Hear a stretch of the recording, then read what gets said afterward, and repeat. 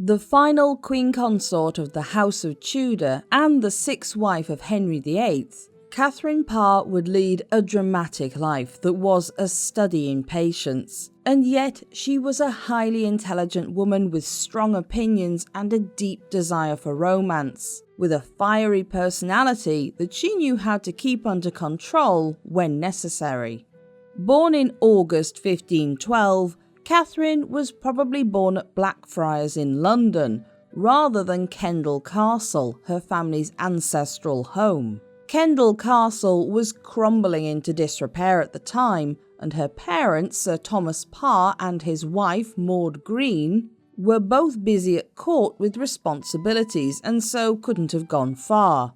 Thomas was a close companion of Henry VIII, and his family were not wealthy but were well connected to many of the important noble families in England. He himself was a descendant of Edward III.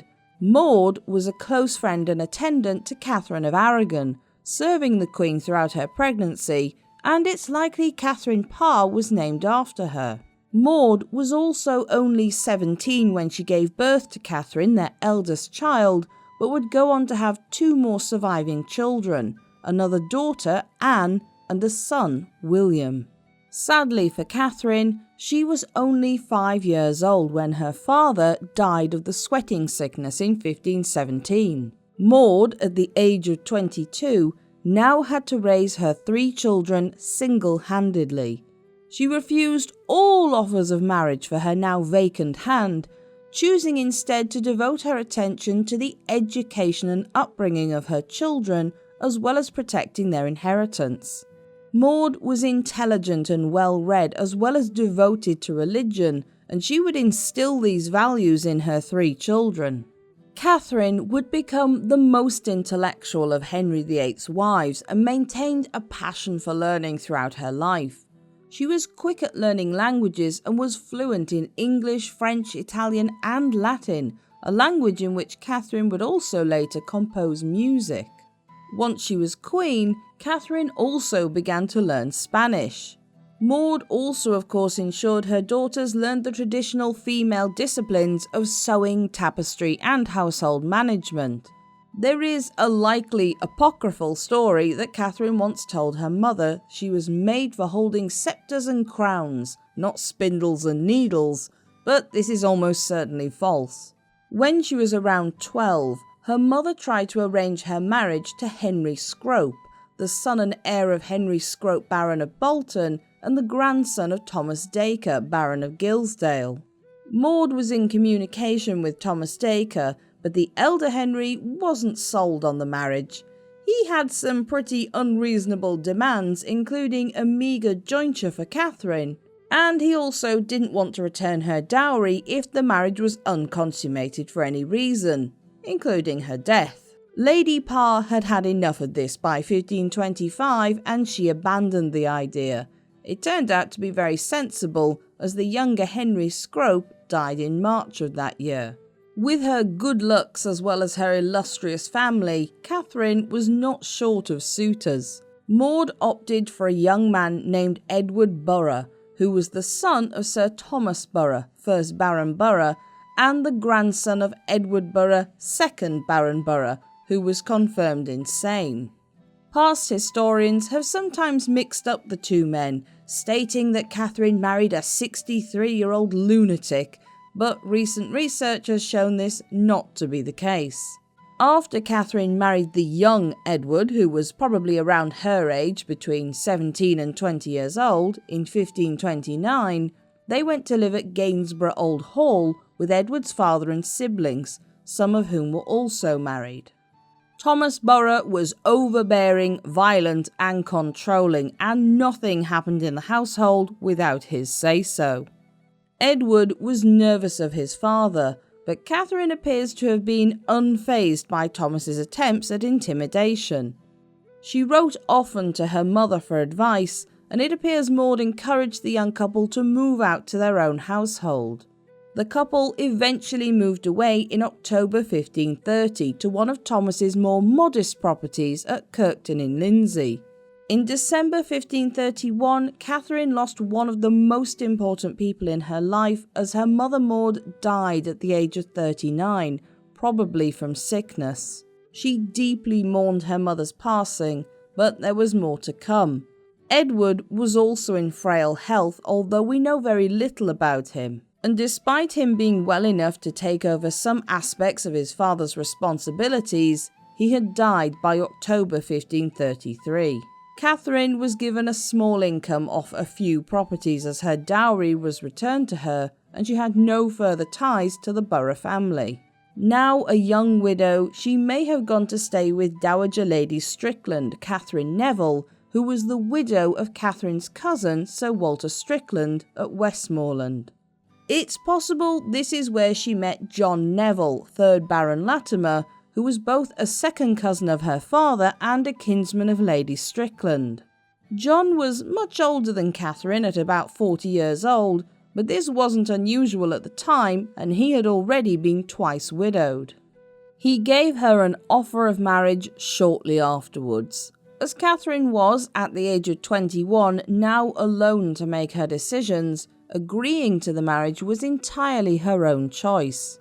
They were married in the summer of 1534, and they went to live in John's family estate of Snape Castle in North Yorkshire. John was a good catch. He was descended from the powerful Neville family, had a peerage and title, influence in the north of England, and a comfortable estate for Catherine to make her home. Catherine settled into married life, taking over the running of her new household and occasionally travelling with John to London for when he needed to appear at court. The marriage seems to have been content, and not much happened for a few years of any interest, although the couple also didn't have any living children.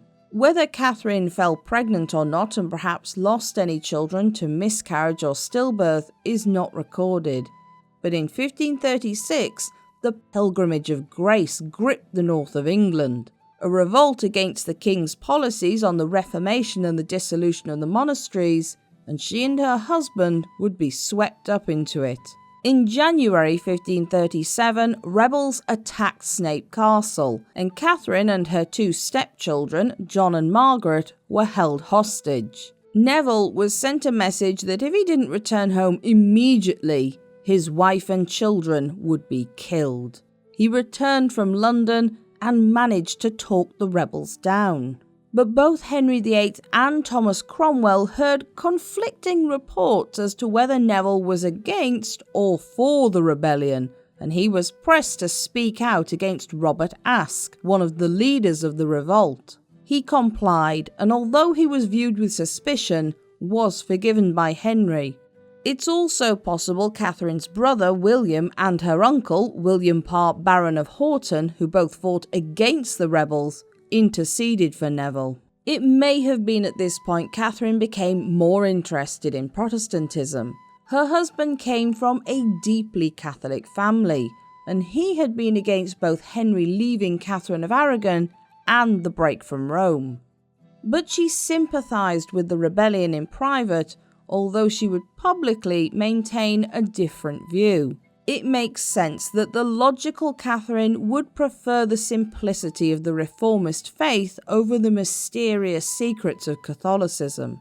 During the later 1530s, the couple spent most of their time in London as Neville attended Parliament. Catherine was able to visit her siblings as well as enjoy the finer pleasures of the English court with its latest fashions and styles. It was also here that Catherine would meet her future fourth husband, Thomas Seymour. At this point, Catherine maintained nothing more than a pleasant acquaintance with Seymour. She also, in 1540, successfully petitioned Henry to release her cousin Sir George Throckmorton from the Tower. Henry granted the request, but he didn't really look any further at Catherine at this time because he was besotted with Catherine Howard. But by the winter of 1542, John Neville's health had deteriorated. Henry, since becoming a self-imposed widower with the execution of Catherine Howard in February 1542, had finally taken notice of Catherine for Mrs. Tudor No. 6. She nursed John throughout his illness, and it appears she was a devoted wife who was truly fond of her husband. On the 16th of February the following year, Henry sent Catherine an expensive gift of pleats and sleeves, as well as ordering some Italian-style gowns for her. To say it was bad taste to send gifts to a married woman with a dying husband was an understatement, and while she didn't dare to reject them, Catherine felt highly uncomfortable at receiving them. On the 2nd of March 1543, John Neville died, leaving his 31-year-old wife a large fortune to keep her, as well as making her guardian of his daughter Margaret and providing for her dowry and future upkeep if she didn't marry. In short, Catherine was now an attractive young widow. Henry kept some distance at first out of respect for Catherine's mourning period, but it seems she remained at court after John's death for a different person, Thomas Seymour. He was only a few years older than she was, very handsome and very ambitious. In Catherine, he saw a way to increase his wealth, and he understood how to pull at her heartstrings. The pair was soon discussing marriage, and this may have happened had other events not got in the way. Catherine's brother, William, had found out his wife, Anne Askew, had been having an affair. Not only was he pressing Parliament for a divorce, but also for the highest penalty possible for Anne, execution. Catherine was against this, and she went to see the king herself, throwing herself at his feet. Henry replied that the law was the law, and he would only consider pardoning Anne if William relented, and Catherine answered that he would. She managed to convince her brother to calm down and not ask for his wife to be killed, and he relented, being rewarded with his divorce, as well as being awarded his now ex-wife's Essex estates. Henry was even more taken with Catherine, but he recognised she would never look his way as long as Seymour was in the picture. Catherine was respectful and friendly with the king when in his presence, but her heart belonged to Thomas Seymour, ignorant of his own heartless designs on her. On top of this, Henry was already jealous of Seymour, who was a reminder of all the king had been in his youth. He sent Seymour on a permanent embassy to the court of the Regent of the Netherlands in Brussels, and then presented himself as a prospective husband for Catherine. Unsurprisingly, she was horrified at the idea. Henry was now, for the time he lived in, an old man at 52, heavily overweight, with a bad leg that often smelled bad and needed redressing, and grey hair. But all of this could probably have been overlooked if it wasn't in combination with Henry's bad temper, his set ways, and the fact he executed wives, enemies, and frenemies at will. But Catherine was uniquely placed to be a good fit for what Henry needed. She had already been married to an older man and nursed him, and she had been a capable and well-liked stepmother to her grown stepchildren. She would be able to take care of Henry, as well as his 3 children. Catherine was also known as a steady and sensible woman who was warm, caring, intelligent, and reliable. She wasn't a great beauty, but was attractive, and Henry also seems to have had a bit of a thing for redheads. The king was insistent, and Catherine eventually saw she had no way out of it and agreed to a marriage. On the 12th of July 1543, they were married at Hampton Court Palace. Anne of Cleves was present at the marriage and was perfectly content that Henry had not returned to her after Catherine Howard's death. Apparently, Anne said, "A fine burden Madam Catherine has taken upon herself," understanding exactly what it was she had avoided. Thomas Cranmer and the other reformists also saw in Catherine someone who might possibly share their views, and recognised that she might be the perfect person to help guide the king towards those same views. She was also a popular choice with, well, nearly everybody. Servants, nobles, and ordinary people all liked Catherine because she was polite and pleasant to everyone, held no airs or graces, and appears to have treated everyone with the same respect. She was a well-educated woman, and while you might think this would make her more modern in her thinking, it didn't. Catherine was very traditional in her views, and she would later write that she believed women ought to obey their husband in all matters and not quarrel with him, although she herself loved to have a good argument with Henry, especially on religious matters. When she became queen, Catherine also ensured her family was given good positions at court. Her brother William had already been placed in the Privy Council, and she added her former stepdaughter Margaret Neville, her cousin Maud, Lady Lane, and Lucy Somerset, the wife of her former stepson John, as her ladies-in-waiting.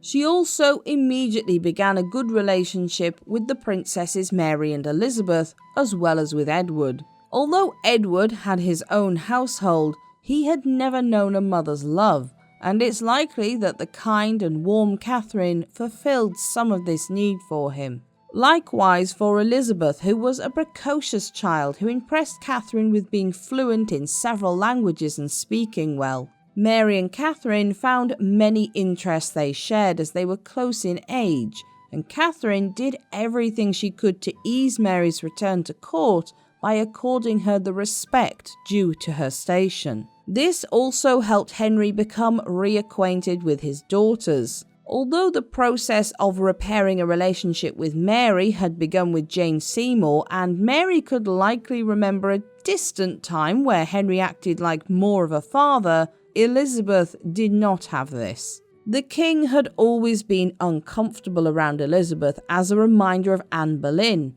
but Catherine's warmth towards his second daughter began to rub off on him. It was in fact Catherine who would be responsible for reconciling Henry to his daughters and ensuring they were restored to the succession after their brother in February 1544.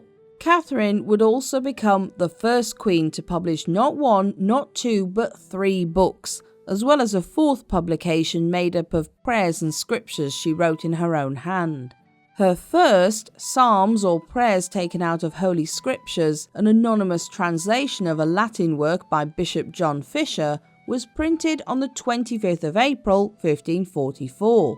Fisher had been executed in 1535 for refusing to bow to Henry's change in religion and take the oath of supremacy, and his name was not mentioned anywhere. But Catherine's version came out just as Henry was preparing for war against Scotland and France, as news of the renewal of their Auld Alliance reached him, and it read as wartime propaganda to encourage people to pray for their king to win his war.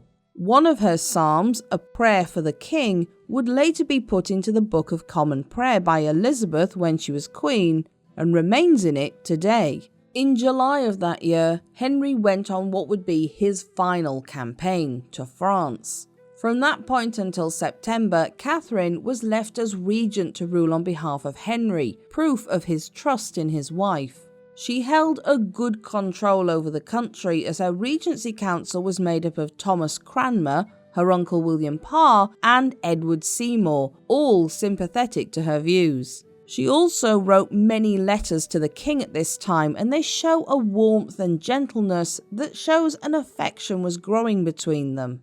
She provided all the finances and supplies for Henry's campaign, as well as maintaining contact with noblemen in the north, keeping an eye on the situation with Scotland, and signing at least 5 royal proclamations in her own hand. It's highly likely the confident and dignified way in which Catherine conducted herself had a great effect on the young Princess Elizabeth, who looked up to her stepmother. The relationship between them is shown in a book Elizabeth presented Catherine with at the New Year's celebrations at the end of 1544, a translation she had done herself of Le Miroir de l'âme pécheresse, or The Mirror of the Sinful Soul, by Margaret of Navarre.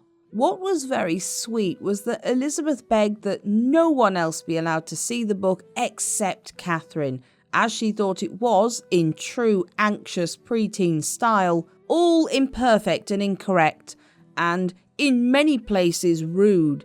meaning rubbish in the Tudor era. Her dedication, the first thing Catherine would have seen, was from her humble daughter Elizabeth. That Elizabeth had at the age of 11 undertaken such a difficult task to please her stepmother says a lot about their relationship. And Catherine's second book was a bestseller. Prayers or Meditations was published around June 1545, and the Queen had several deluxe copies made to be handed out at court as gifts. It was widely popular, and both Oxford and Cambridge universities wanted Catherine to become a patroness off the back of it. Catherine's book was a shining example of how women's learning was in a period of exciting change, when previously only the most wealthy and noble women would even have a chance of some education. Catherine of Aragon had begun this with encouraging education for Princess Mary, but now even male scholars wanted the patronage of the Queen, and it became highly fashionable to give many daughters an education. The Queen's circle became a centre of feminine learning, and many noble women fought for a place in her household. Catherine also put Matthew Parker, a man who had once been chaplain to Anne Boleyn, in charge of ensuring the children of tenants and tenant farmers on her lands were also given at least a basic education for their age. It was not a cheap thing to do, but the Queen took the funds for this entirely out of her own privy purse. It's obvious this was an extremely important thing for her, and she never turned away a poor scholar who came to her court. However, in February 1546, Henry was told that a Protestant named Anne Askew, who was currently locked in the Tower for being a heretic, had implicated the Queen in a confession. As it turned out, she actually hadn't said anything about Catherine at all, but it signalled that those who wanted a more Catholic-minded consort for their king were after the Queen. There is no contemporary evidence at all for a meeting between Catherine and Anne, and any sources date from the Elizabethan period. Lord Chancellor Wriothesley and the Bishop of Winchester both wanted rid of Catherine, and in Anne they saw a way of doing it.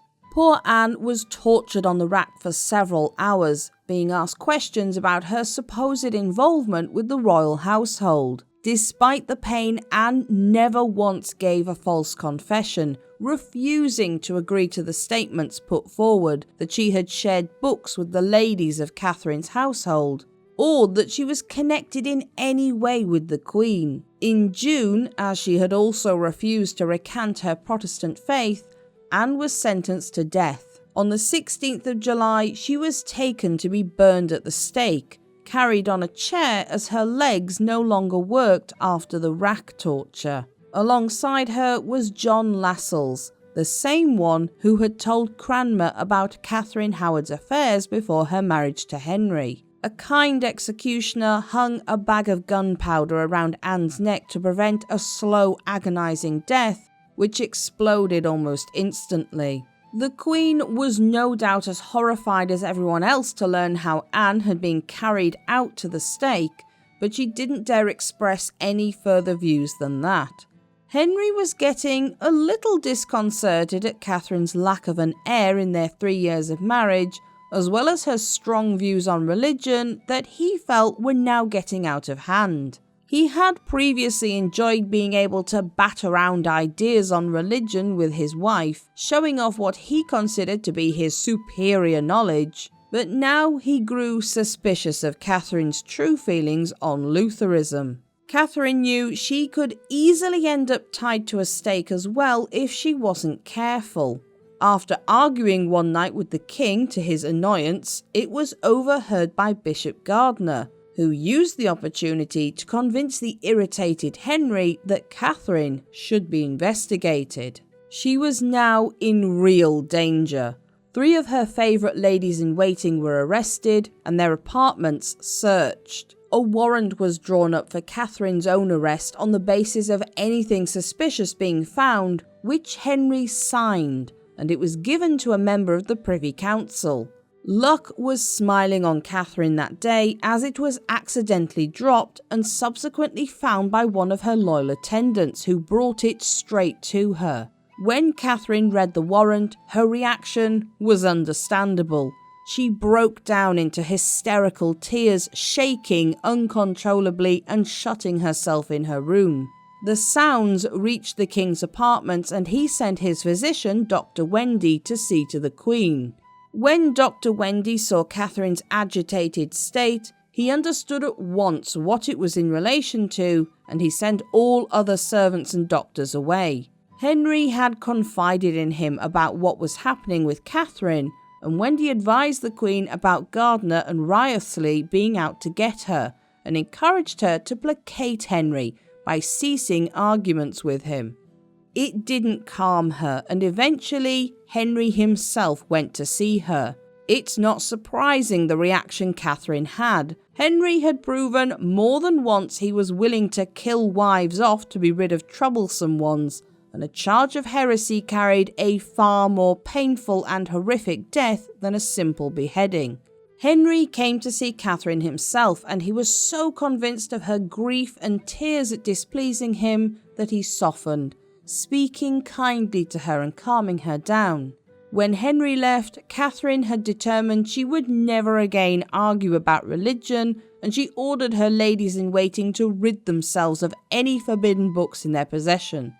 When pushed by Henry in front of others to give her opinion on religious matters that evening, Catherine replied that it was not her place to argue with Henry's knowledge of it, and insisted she had only debated about it to take his mind off his bad leg. It worked, and Henry replied, "Is it so, sweetheart? Then we are perfect friends." Catherine's relief must have been overpowering. Henry had of course guessed what Wriothesley and Gardiner were up to, and Catherine's loyal servant had also been careful to put the lost warrant back where she found it, which meant Wriothesley was preparing to use it. The next day, the king made sure Catherine was out with him in the palace gardens, when the Lord Chancellor marched across with 40 guards at his back.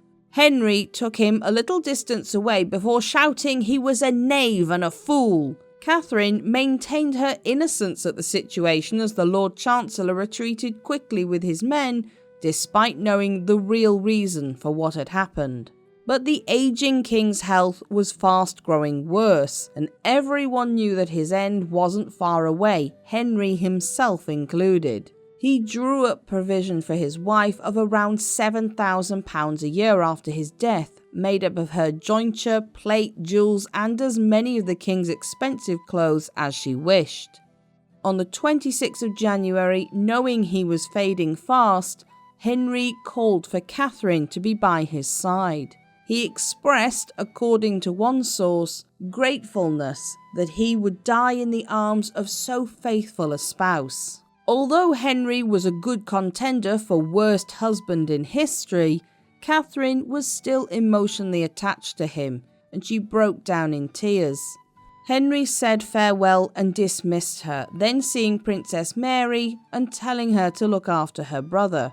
When she too grew emotional, Henry gently said his farewells to her and dismissed her as well. The following night, Archbishop Cranmer was finally sent for, Henry accepting he was now at death's door.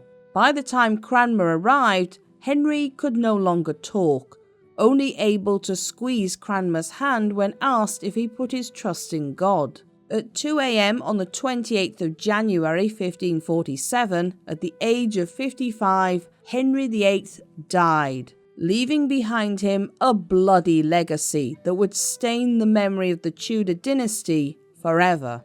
His 9-year-old son was now Edward VI, ruling with a Regency Council, and was crowned a few days later on the 31st of January.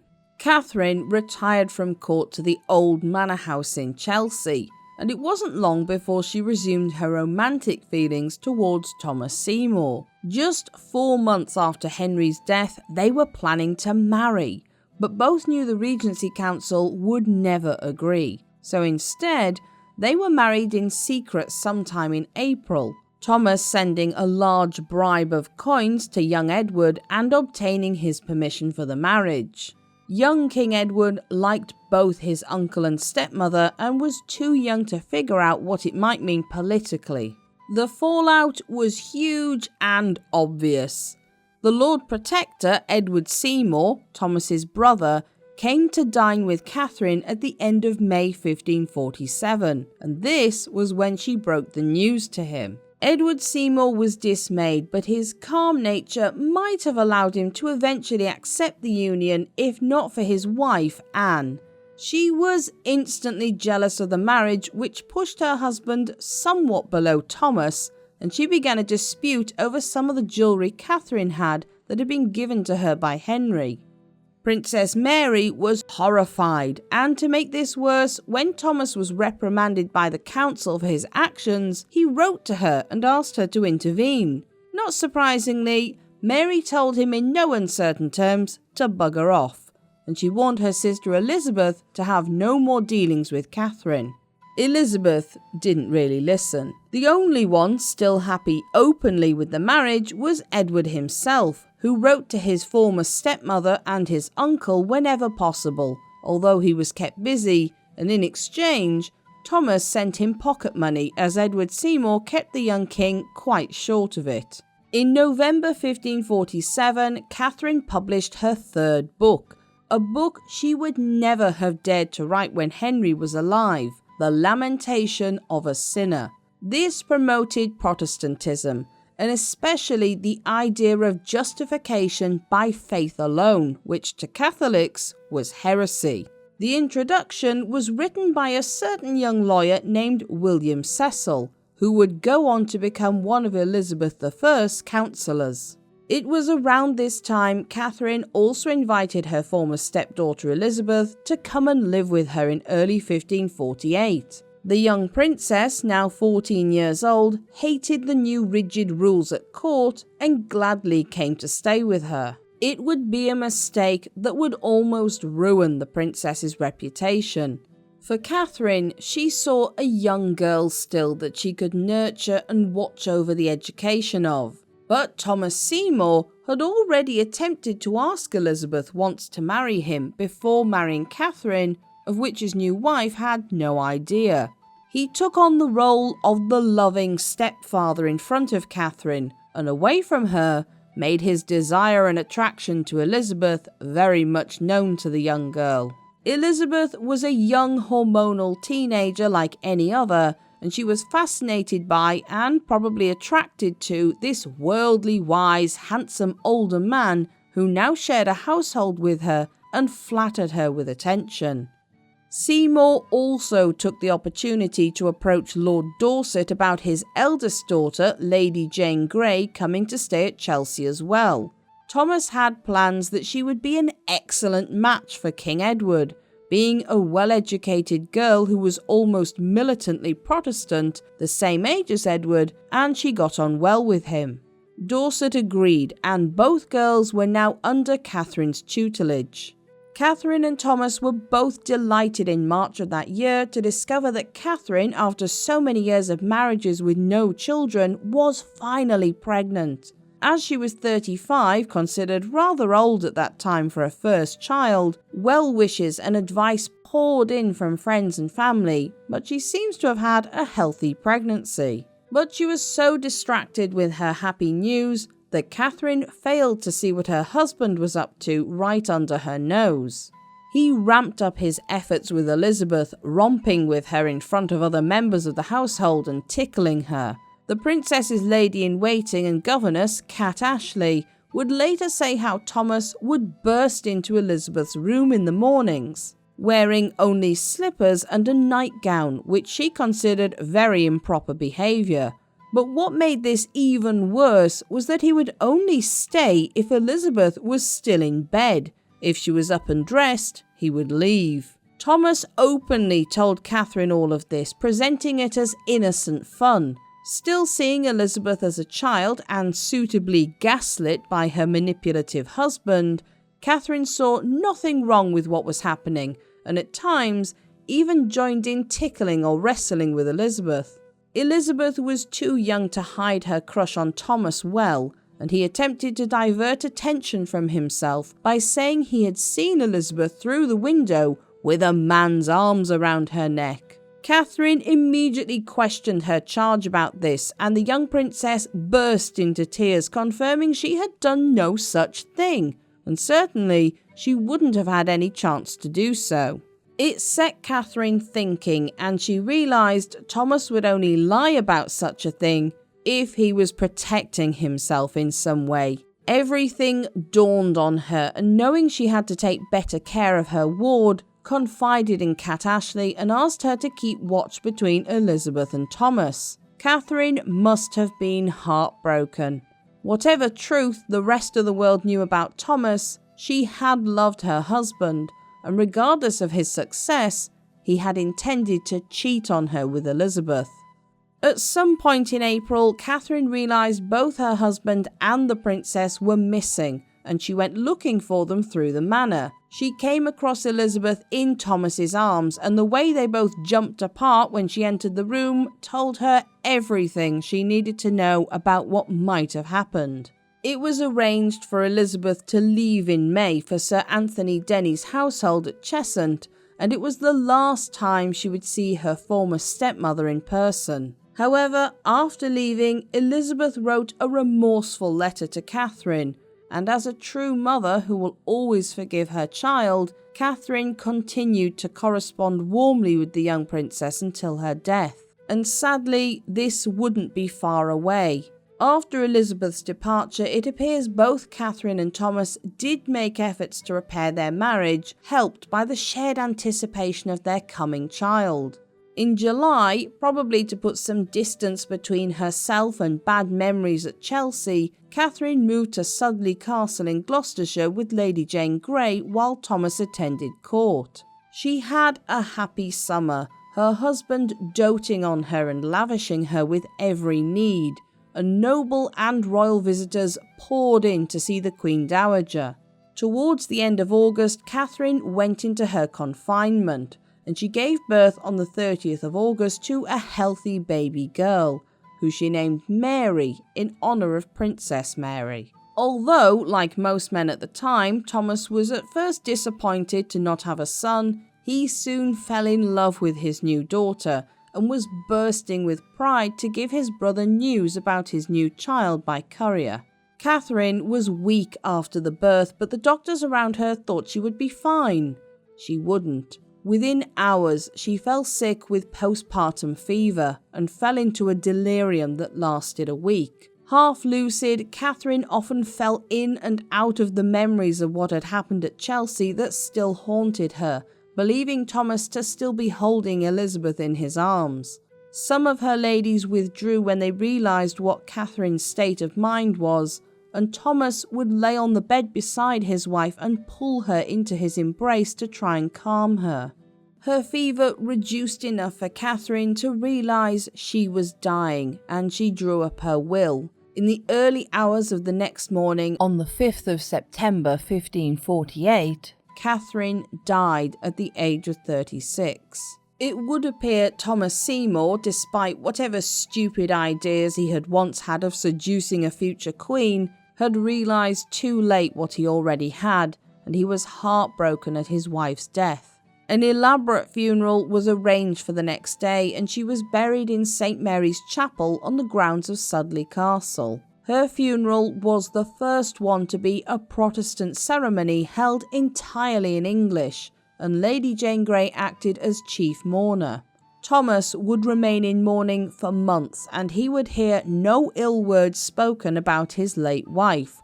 He eventually returned to public view in January 1549 after months of arguing with his brother over underhanded dealings he had made, and attempted to break into the king's apartments on the 16th, possibly with the view to kidnapping him. His trial led to the events with Elizabeth coming out alongside other matters, and he was found guilty of treason, leading to him being executed on the 20th of March 1549.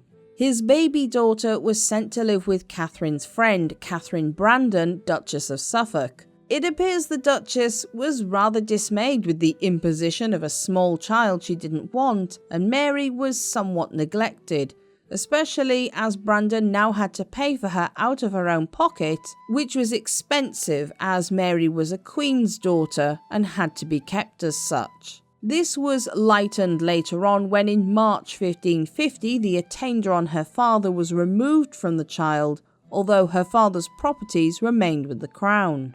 There is no more mention in the historical record of little Mary after her second birthday, and it appears she probably died around this time, having lived her short life without a mother or father's love and as a burden on an unwilling party.